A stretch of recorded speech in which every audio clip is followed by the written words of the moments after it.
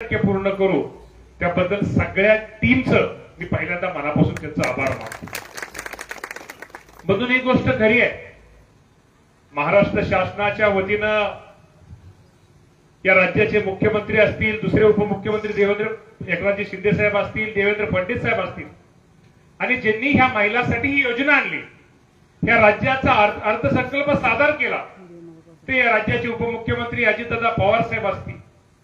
यांनी आपल्या सगळ्या महिलांना एक आर्थिक पाठबळ मिळावं,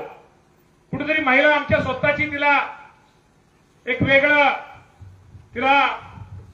एक उत्पन्न मिळावं, यासाठी शासनाने प्रत्येक माझ्या महिला भगिनीला प्रत्येक महिन्याला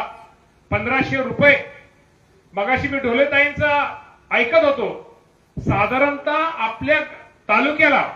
साधारणतः त्यांनी गावाचं सांगितलं, मी तुम्हाला सांगतो साधारणतः 1 लाख ते 1,05,000 लाभार्थी होतील। साधारणतः आपल्याला महिन्याला 15 कोटी, बरोबर नाही, 15 कोटी रुपये तालुक्याला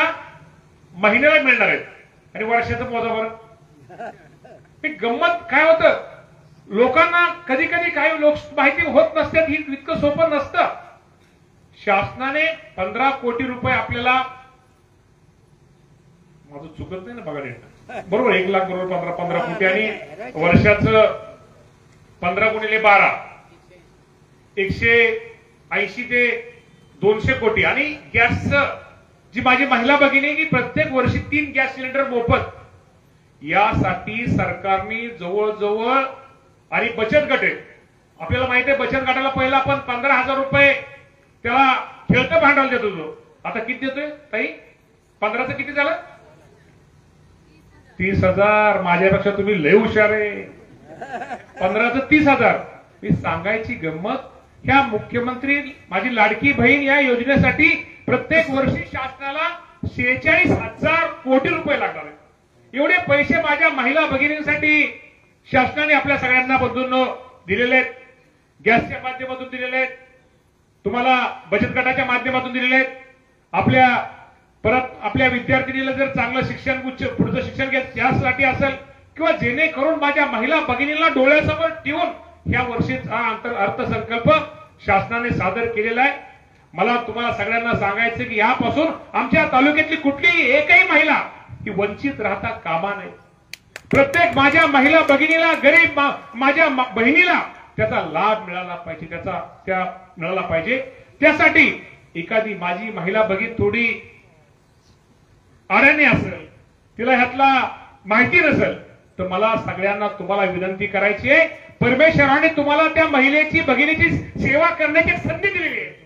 ती संधीचं सोनं कसं करता येईल, माझ्या त्या रंजल्या गंजल्या गरीब महिला भगिनीला मदत कशी होईल, याचा प्रयत्न आपण सर्वांनी निश्चित प्रकारे केला पाहिजे। खूप चांगली योजना आहे,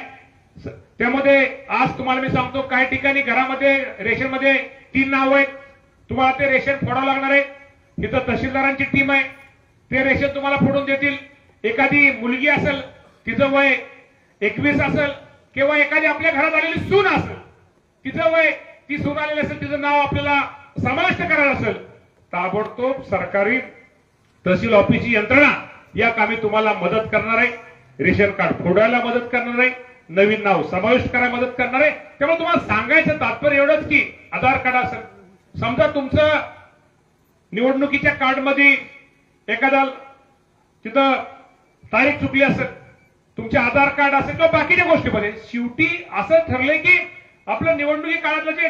काळातलं जी लिस्ट असते, त्या लिस्टमध्ये आपलं नाव असतं, इथं 4ही पर्यायामध्ये जर नाव नसलं, तहसीलदार साहेब तुम्हाला सांगतील, त्यामध्ये सुद्धा तहसीलदार साहेब तुम्हाला सर्टिफाईड करून देणार आहेत, की जेणेकरून शासनाचा एकच उद्देश आहे, आमची कुठलीही महिला भगिनी यातनं वंचित